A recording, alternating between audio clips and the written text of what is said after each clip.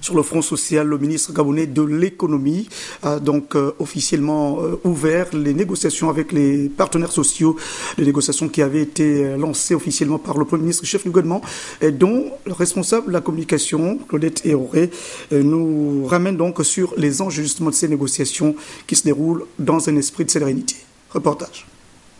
3 commissions pour examiner 22 points de revendication relatives aux conditions de vie et de travail des citoyens gabonais.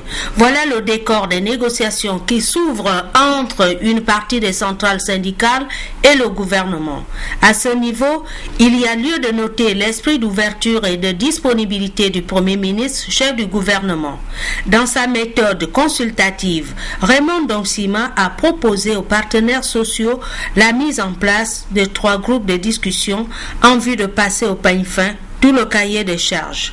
Je pense que c'est le texte que vous m'avez envoyé et nous conformons aux usages. Et comme vous l'avez vous-même indiqué dans la lettre, vous avez dit que vous étiez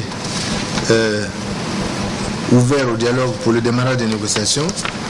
J'ai voulu immédiatement, dès vendredi, saisir les uns les autres pour vous demander de venir me rencontrer aujourd'hui.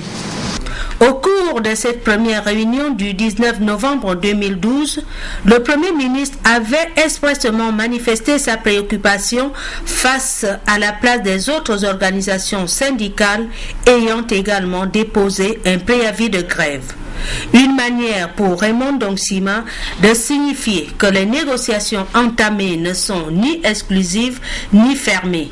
Le gouvernement reste ouvert à toute sollicitation, même si dans ce cahier de charges, certains points ne relèvent pas directement de la compétence de l'État, mais plutôt des négociations entre le patronat et les syndicats.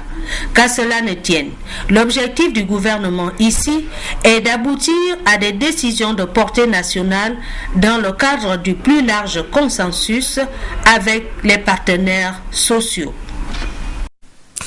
Nous allons au Sénat où Guy Roger Lendira et Hilary Nkumbu de la presse de cette institution nous rapportent cette audience des sénateurs membres donc de la commission des lois et des affaires administratives. Ils se penchaient en fait sur 2 projets de texte de loi, notamment celui qui porte sur la révision de certaines dispositions du Code de procédure pénale. Reportage. L'audition des techniciens du ministère de la Justice intervient après celle du ministre de la Justice garde des Sceaux la semaine dernière.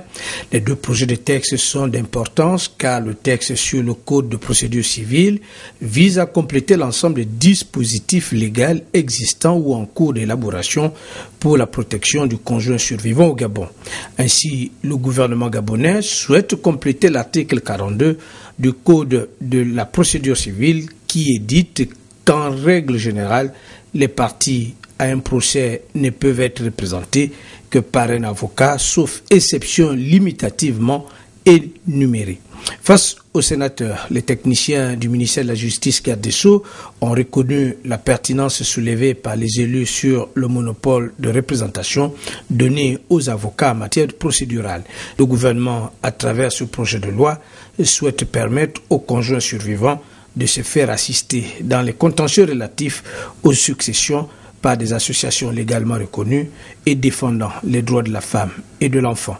Nous suggérons éventuellement aux vénérables sénateurs de nous laisser le soin de faire parvenir par écrit une rédaction de cet article prenant une modification de l'article 552 du Code de procédure civile qui compléterait la facilité qui va être introduite dans la nouvelle rédaction de l'article 42 pour permettre à la veuve et au conjoint survivant de se faire assister, non pas forcément d'un avocat, mais d'un juriste pouvant bénéficiant de compétences des ONG. Du côté du point de vue de la compétence et de la capacité, je pense qu'on peut, et je suis heureux que vous ayez soulevé cette question. C'est dommage que dans le texte qui nous avait été envoyé, il n'y avait pas déjà cette question préalable, mais c'est très bien que les vénérables sénateurs aient soulevé cette question. On peut imaginer un système qui permettrait d'encadrer tout cela en exigeant la compétence et les capacités de ceux qui interviennent pour le compte de ces ONG dans les procédures juridictionnelles. Les vénérables sénateurs reviendront sur plusieurs points concernant certaines dispositions de ce texte lors des échanges avec les techniciens du ministère de la Justice, garde des Sceaux. Rappelons que ce texte sera examiné dans le fond par les vénérables sénateurs après complément d'information du ministère de la Justice à la Commission des lois et des affaires administratives. Et puis Childa Blanche-Mindou et Richard Mobio de la rédaction de Gabon Télévision qui ont suivi aujourd'hui la célébration de la journée mondiale de la lutte contre le sida. Il était question pour le ministre de tutelle, le professeur Léon Zouba, d'élargir le combat contre le sida aux transporteurs urbains, notamment aux taximens de la capitale gabonaise Libreville. Compte rendu.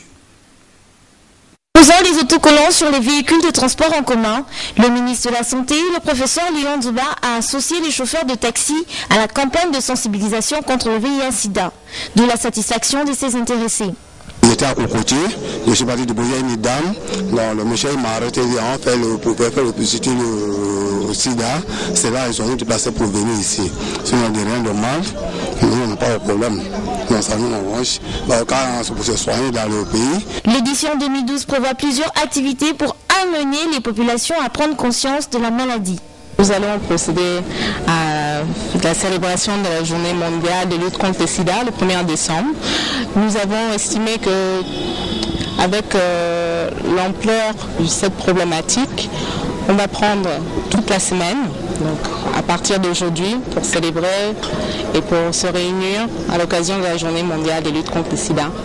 L'activité qui nous réunit aujourd'hui, c'est les poses d'autocollants Alpha Sida et les messages Objectif Zéro sur les taxis de Libreville et de Vendo. Au nom du ministre de la Santé, son conseiller en communication a axé son propos sur l'adhésion des opérateurs économiques de ce secteur et à leur implication dans la sensibilisation du VIH-Sida.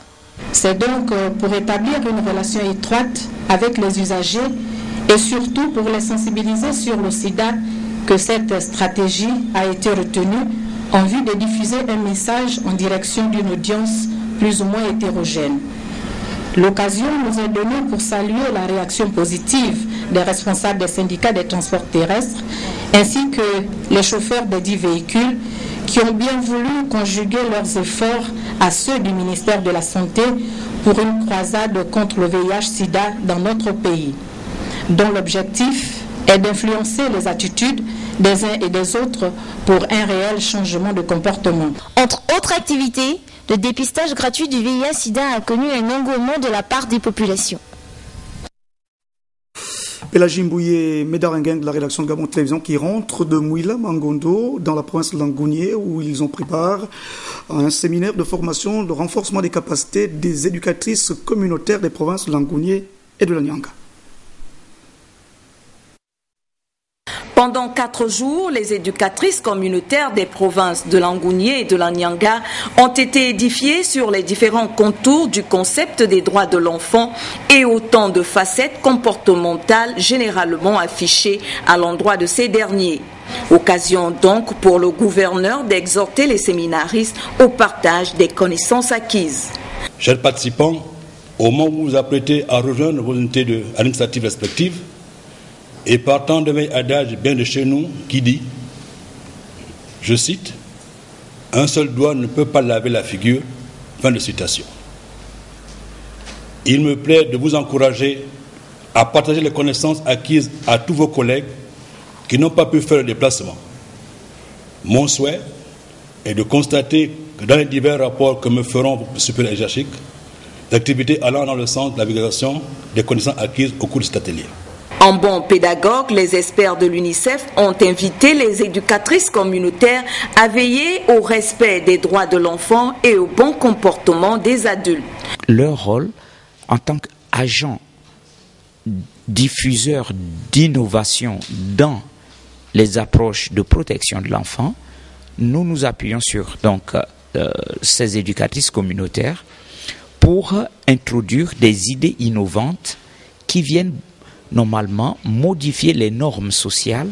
Nous voyons bien que les concepts ont changé, les réalités ont changé et que les communautés, les familles doivent tenir compte de ce que l'enfant a des droits et Par conséquent, ces éducatrices communautaires doivent aider en parlant spécifiquement aux familles qui leur apportent ces enfants dans les classes des haltes garderies ou celles des cases communautaires. Et le but ici de cette formation, c'est de leur donner une façon, de leur donner des techniques qui leur permettent d'améliorer leur façon de communiquer. Et finalement, c'est pour que l'enfant puisse se sentir à l'aise à la crèche. La remise des attestations de participation aux récipiendaires a mis un terme à cette rencontre riche en enseignements.